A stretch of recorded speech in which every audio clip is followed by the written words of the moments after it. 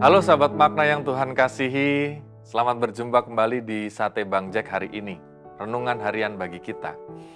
Firman Tuhan hari ini diambil dari 1 Samuel 18 ayat yang ke-9.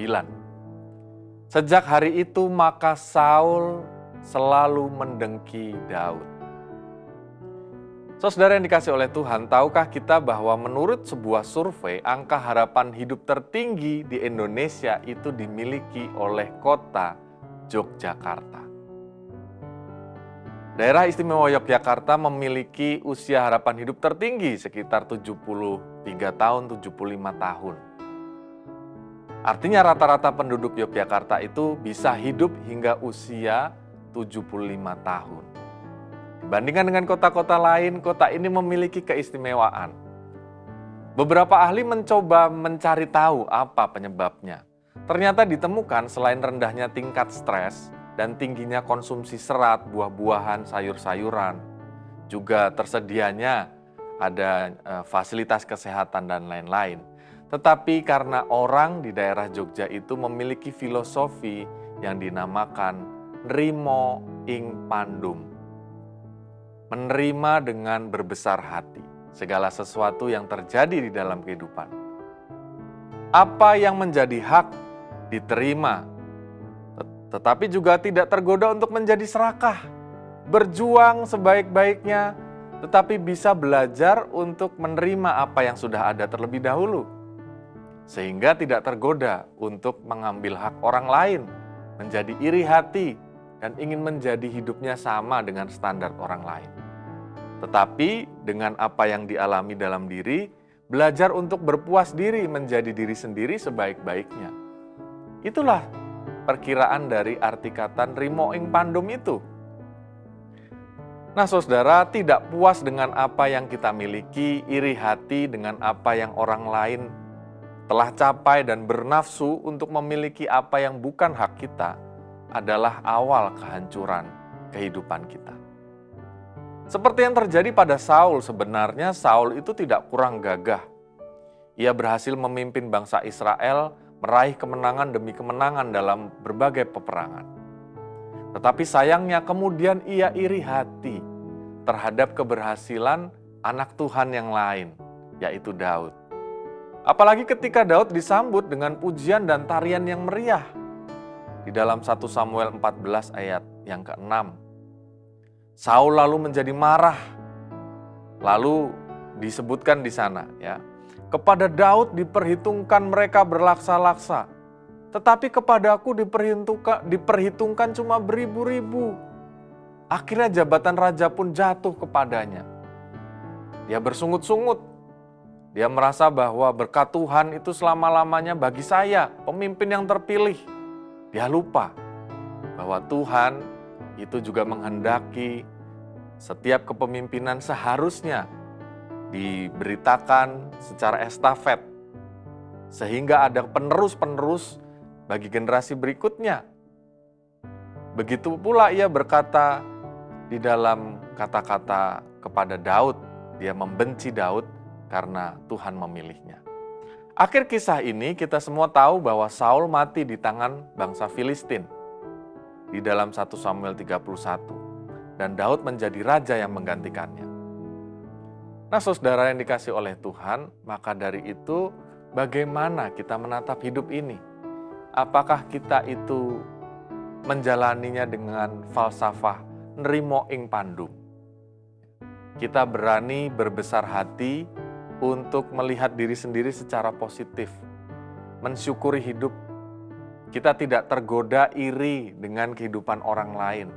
Kita tidak menerapkan standar-standar orang lain atau standar dunia ini harus sama pada diri kita. Kita boleh mengejar apa yang kita impikan sebaik-baiknya.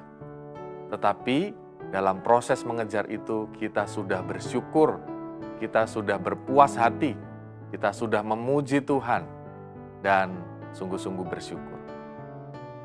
Saudara yang dikasih oleh Tuhan, saya pernah bertemu dengan dua orang yang sangat berbeda. Meskipun ada kesamaannya, dua-duanya dalam keadaan yang sakit.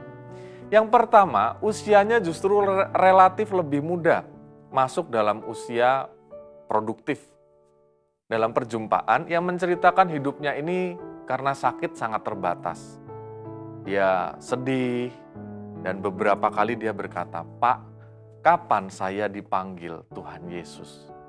Kenapa kok saya tidak segera meninggal dunia saja? Saya sudah siap." Padahal usianya belum menginjak lansia, bisa berjalan dan beraktivitas dalam keterbatasan. Tetapi yang dia lihat selalu adalah, saya sudah siap kok untuk berhenti dari tugas-tugas saya di dunia. Berbeda dengan yang kedua, usianya jauh lebih tua, sudah lansia, sakit menahun, bahkan berdiri saja dia tidak bisa karena baru saja jatuh dan mengalami patah tulang.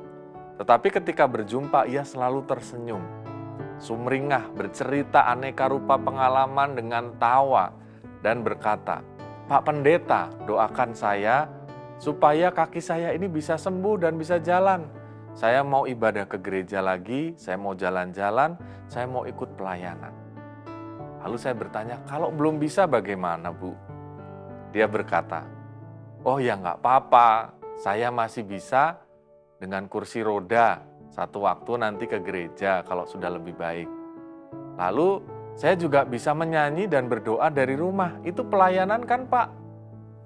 Ya betul, itu pelayanan. Lalu dalam beberapa waktu kemudian kami berjumpa di gereja dan sangat bersukacita ia menunjukkan ekspresinya, ia bisa melakukan segala sesuatu dalam segala keterbatasan. Dari kedua sikap ini, mana yang lebih baik? Keduanya sikapnya baik. Yang satu siap menatap ke sorga, itu baik. Tapi kita pasti setuju sikap yang kedua lebih baik lagi. Karena yang kedua tidak hanya melihat ke sorga, tetapi melihat ke dunia ini dengan optimis. Sehingga mampu melihat hal-hal baik yang masih bisa dilakukan, walau raga sudah terbatas. Demikian juga kita, di dalam hidup ini kita tidak perlu iri, dengki dengan segala sesuatu yang dialami oleh orang lain. Setiap orang memiliki salibnya dari Tuhan. Dan salib itu justru semakin indah, semakin mulia ketika kita sungguh-sungguh mengakui segala kelemahan keterbatasan kita di dalam kekuatan Allah yang melampaui kemanusiaan kita. Saat teduh bagi kita semua, mari kita berdoa. Ya Tuhan, kami sungguh bersyukur pada hari ini kami belajar untuk menekuni falsafah nrimo ing pandum. Untuk mau berbesar hati, menerima segala sesuatu sebagai sebuah tanggung jawab dari Tuhan. Bahkan ketika hal yang kami alami belum sesuai dengan harapan, kami percaya bahwa ada kebaikan-kebaikan di dalamnya. Maka berkatilah ya Tuhan, supaya kami ini terus dapat mensyukuri segala sesuatu, tidak iri dengki terhadap apa yang diterima orang lain. Tetapi kami percaya bahwa dalam segala keberadaan, Tuhan memberikan kebaikan-kebaikan. Banyak hal yang masih bisa kami syukuri, dan kami dapat menjalani hidup yang penuh dengan kebahagiaan, bukan dari apa yang kami terima, apa yang kami dapat dari luar diri kami, tetapi dari dalam diri kami memilih untuk berbahagia di dalam Tuhan. Pimpinlah kami ya Tuhan untuk menjalani hidup ini dengan bijaksana. Hanya di dalam Kristus kami berdoa dan bersyukur. Amin.